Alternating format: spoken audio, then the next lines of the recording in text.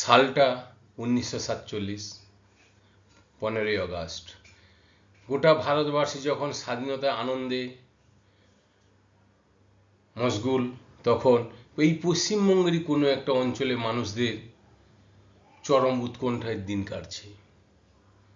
পূর্ব পাকিস্তানের মধ্যে তারা অন্তর্ভুক্ত না ভারতবর্ষের মধ্যে অন্তর্ভুক্ত, তাদের মধ্যে উৎকণ্ঠা লেগেই ছিল।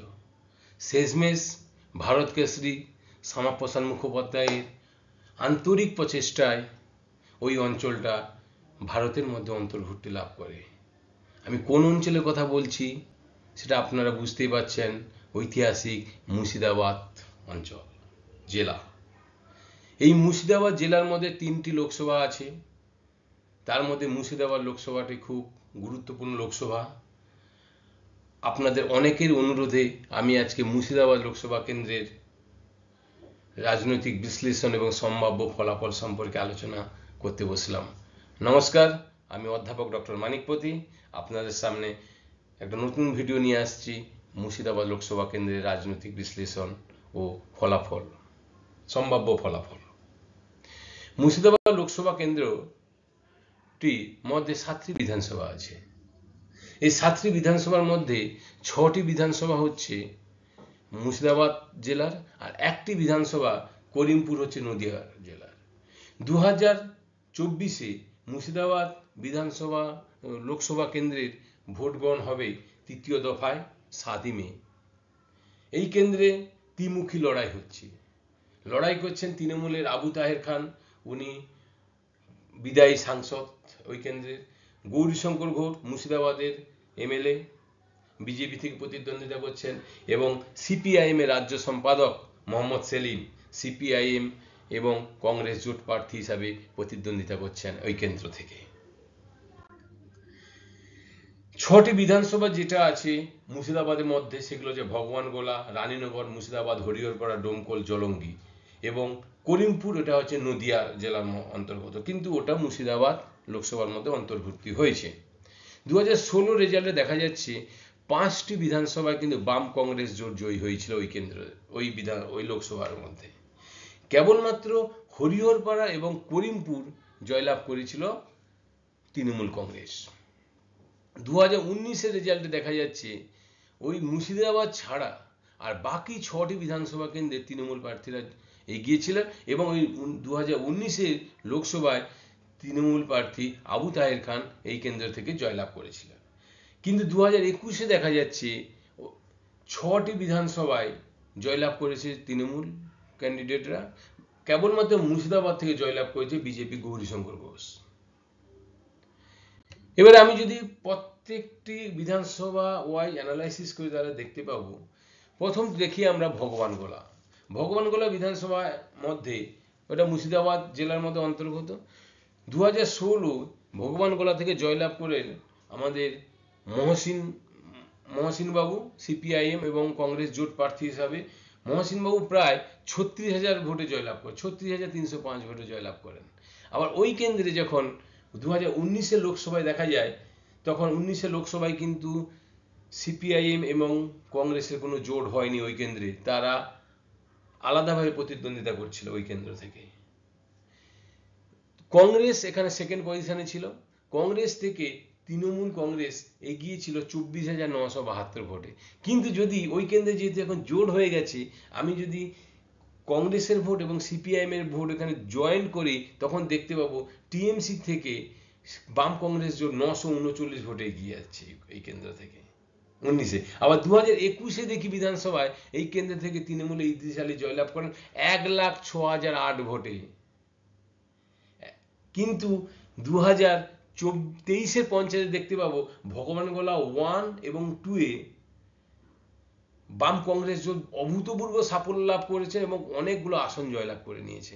এই যে 1,06,000 মার্জিন কিন্তু নেই পঞ্চায়েত ভোটের নিরিখে, অনেকটা কমে প্রায় 4 থেকে 5,000 মার্জিন নিয়ে চলে এসছে। ইন্টারেস্টিং এই কেন্দ্র ভগবানগোলা 1-2 এর কথা বললাম এখানে। তারপর রানীনগরেও দেখা গেছে যখন 2016-এ আমার কংগ্রেস জয়লাভ করেছিল, বাম কংগ্রেস জোট রানীনগর থেকে জয়লাভ করেছিল বাম কংগ্রেস জোট প্রায় 48,300 সামথিং ভোটে জয়লাভ করেন। এই কেন্দ্রে আবার 2019-এ যখন লোকসভায় দেখা যায় তৃণমূল কংগ্রেস থেকে এগিয়ে গেছে 39,000 ভোটে। আবার এখানে কিন্তু সিপিএম আলাদাভাবে লড়েছিল, বদরুজ্জামান বাবু লড়েছিলেন সিপিএম এর, এবং এখানে আবু হেনা প্রবাবলি লড়েছিলেন আমার কংগ্রেস থেকে। বাম কংগ্রেসের জোটের যদি ভোট মিশিয়ে ফেলি, তৃণমূল ক্যান্ডিডেটের থেকে কিন্তু ওনারা 5,737 ভোটে এগিয়ে যাচ্ছেন। আবার 21 সালে বিধানসভায় নির্বাচন দেখা যাচ্ছে সৌমিক হোসেন তৃণমূল এখানে জয়লাভ করেছেন প্রায় 80,000-এর কাছাকাছি ভোটে।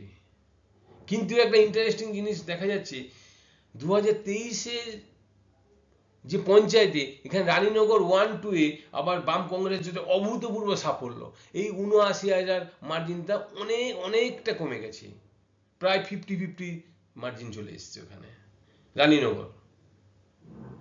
3 নম্বরে আসছি আমরা মুর্শিদাবাদ। মুর্শিদাবাদ কিন্তু 2019-এ লোকসভায় দেখা গেছে মুর্শিদাবাদ কেন্দ্র থেকে বিজেপি ক্যান্ডিডেট এগিয়েছিল তৃণমূলের থেকে 3,399 ভোটে। কিন্তু ওইখানে 2016 সালে কংগ্রেস থেকে শাওনি সিংহ ম্যাডাম জিতেছিলেন, প্রায় মুর্শিদাবাদ থেকে 48,000 ভোটে জিতেছিলেন, প্রায় 48,000 ভোটে জিতেছেন। কিন্তু 2021 সালে আবার এই কেন্দ্রে দেখা যাচ্ছে শাওনি সিংহ রায় আবার তৃণমূলে যোগদান করেন। পরবর্তীকালে উনি তৃণমূল থেকে প্রতিদ্বন্দ্বিতা করেন, কিন্তু বিজেপি গৌরীশঙ্কর ঘোষ ওনার থেকে 2,491 ভোট বেশি পেয়ে জয়লাভ করেন মুর্শিদাবাদ কেন্দ্র থেকে। তারপরে আমরা চলে আসছি ডোমকল। মুর্শিদাবাদের পরে হচ্ছে ডোমকল। ডোমকলে আনিসুর রহমান জয়লাভ করেছেন 2016 সালে। ডোমকল ঐতিহাসিক, ওখানে অনেক ঘটনা ঘটছে, অপ্রীতিকর ঘটনা ভোটে ঘটেছিল। ডোমকলে 6,890 ভোটে জয়লাভ করেছিলেন। ওই কেন্দ্র থেকে 2019 সালে তৃণমূল কংগ্রেস থেকে এগিয়ে গেল, কংগ্রেস এখানে সেকেন্ড পজিশনে ছিল, তৃণমূল ফার্স্ট পজিশনে ছিল, 13,696 ভোটে এগিয়ে গেলেন। কিন্তু বাম কংগ্রেস যে জোট করে ফেলি ভোটটাকে, তখন দেখা যাবে বাম কংগ্রেস জোট তৃণমূল থেকে প্রায় 22,023 ভোটে এগিয়ে যাচ্ছেন। আবার 2021 সালের ডোমকলে নির্বাচনে দেখা যাচ্ছে তৃণমূল এখানে জয়লাভ করছে 47,229 ভোটে। এখানে কিন্তু সিপিআইএম সেকেন্ড পজিশনে চলে এসছে, জোট ছিল মুর্শিদাবাদে ডোমকল কেন্দ্রে। তারপরে আমরা চলে আসছি জলঙ্গি। এটা হচ্ছে জলঙ্গি কেন্দ্র। জলঙ্গি কেন্দ্রে 2016 সালে জয়লাভ করেন সিপিআইএম এর ক্যান্ডিডেট, বাম কংগ্রেস জোট থেকে জয়লাভ করেন 25,267 ভোটে। তারপর ওই কেন্দ্র থেকে 2019 সালে তৃণমূল কংগ্রেস থেকে এগিয়ে গেলেন 24,677 ভোটে। কংগ্রেস সেকেন্ড পজিশন, বাম আর বিজেপি কিন্তু থার্ড ফোর্থ পজিশনে আছে। কিন্তু জোট ভোট যদি এখানে জোট একত্রে করি, তখন দেখা যায় বাম কংগ্রেস জোট তৃণমূল থেকে 7,591 ভোটে এগিয়ে গেছে 2019-এ যে জোট দেখাই আমি। 2021 সালে আবার এখানে জিতলেন আব্দুর রাজ্জাক বাবু, জিতলেন প্রায় 80,000 ভোটে জিতলেন জলঙ্গি থেকে। এখানে কিন্তু সিপিআইএম সেকেন্ড পজিশন এবং বিজেপি প্রায় 50 কাছাকাছি ভোট নিয়ে সেকেন্ড আর থার্ড পজিশনে শেষ করেছে। তারপর করিমপুর হচ্ছে নদিয়া জেলার অন্তর্গত, কিন্তু ওটা মুর্শিদাবাদ লোকসভার মধ্যে অন্তর্ভুক্তি লাভ করেছেন। মহুয়া মৈত্র জিতেছিলেন 2016 সালে। করিমপুর থেকে মহুয়া মৈত্র প্রায় 15,000 সামথিং 16,000 ভোটে, প্রায় 15 থেকে 16,000 ভোটে জয়লাভ করেছিলেন। এই কেন্দ্রে বিজেপি কিন্তু সেকেন্ড ছিল 2019-এ। তৃণমূল বিজেপি থেকে 14,340 ভোটে এগিয়ে যাচ্ছে। আবার 21-এ দেখা যাচ্ছে ওই কেন্দ্র থেকে বিমলেন্দু সিংহ রায় তৃণমূল ক্যান্ডিডেট হিসেবে জয়লাভ করে প্রায় 13,575 ভোটে। তাহলে এই যে 7টি বিধানসভা আমরা দেখতে পেলাম, তার মধ্যে কোথাও হচ্ছে বিজেপি সেকেন্ড, কোথাও সিপিএম সেকেন্ড ছিল বা বাম কংগ্রেস জোট সেকেন্ড। এই সেকেন্ড আর জোট সেকেন্ডের পজিশনটা চেঞ্জ হচ্ছে, কখনো তৃণমূল ফার্স্ট সবসময় থাকছে 2021-এ, কেবলমাত্র গৌরীশঙ্কর ঘোষ বিজেপি ক্যান্ডিডেট মুর্শিদাবাদ ছাড়া। সেই জন্য এইখানে কিন্তু তৃণমূলের মার্জিন যদি ধরি অনেকটা বেশি। আমি এটা 19-এ লোকসভার রেজাল্ট দেখিয়েছি। দেখুন, আবু তাহের খান দাঁড়িয়েছিলেন, উনি 6,04,000 ভোট পেয়েছিলেন। আবু হেনা দাঁড়িয়েছিলেন কংগ্রেস থেকে, উনি 3,77,929 ভোট পেয়েছিলেন। বদরুজ্জামান খান উনি দাঁড়িয়েছিলেন সিপিআইএম থেকে, সিপিআইএম বামফ্রন্ট থেকে 1,80,000 ভোট পেয়েছিলেন। হুমায়ুন কবির পেয়েছিলেন 2,47,000 ভোট পেয়েছিলেন এ থেকে দাঁড়িয়েছিলেন বিজেপি থেকে। আমি যদি ভোটগুলোকে একত্র করি 2019 সালে তৃণমূলে প্রাপ্ত ভোট 6,04,000, বাম কংগ্রেসের জোট ভোট যদি এখানে জুড়েই ফেলি তাহলে দেখতে পাবো 5,58,000, ব্যবধান মাত্র 45,624 ভোট, অর্থাৎ তৃণমূল 45,624 ভোটে এগিয়ে যাচ্ছেন।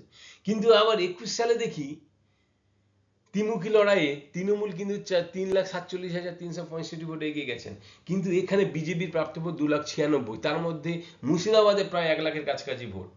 এখানে এই বিজেপির প্রাপ্ত ভোটটা কিন্তু এক্ষেত্রে অনেকটা কমে যাবে, এটা সুইং করে কংগ্রেস এবং বাম কংগ্রেস জোটের দিকে চলে আসবে।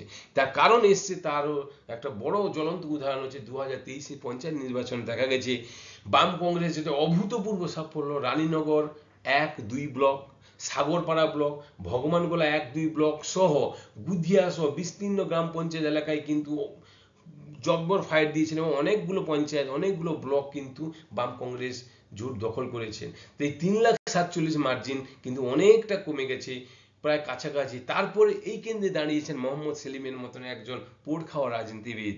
তাই এই কেন্দ্রে সবকিছু অ্যানালাইসিস করে আমরা বুঝতে পারলাম এই কেন্দ্রে আমাদের এগিয়ে গেছে বাম কংগ্রেসের জোট মোহাম্মদ সেলিম।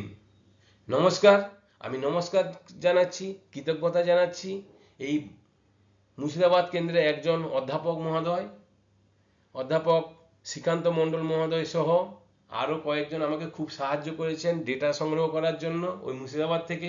আমি তাই অধ্যাপক শ্রীকান্ত বাবুকে আমার আন্তরিক অভিনন্দন জানাই, আমার কৃতজ্ঞতা জানাই। সবশেষ জানাই আমি সমস্ত আমার শ্রোতা বন্ধুদের, আপনারা কষ্ট করে আমার ভিডিওটা দেখছেন, যদি ভালো লাগে অবশ্যই ভিডিওটি সাবস্ক্রাইব করবেন এবং কমেন্ট করুন এরপরে কোন লোকসভা নিয়ে আমি ভিডিও বানাবো। আপনারা ভালো থাকুন, সুস্থ থাকুন, ভোটে সবাই অংশগ্রহণ করুন, নিজের ভোটটি নিজে দিন, প্রভাবিত হবেন না, নির্বাচন কমিশনের সমস্ত রকম নিয়মকানুন মেনে ভোট দিন। নমস্কার।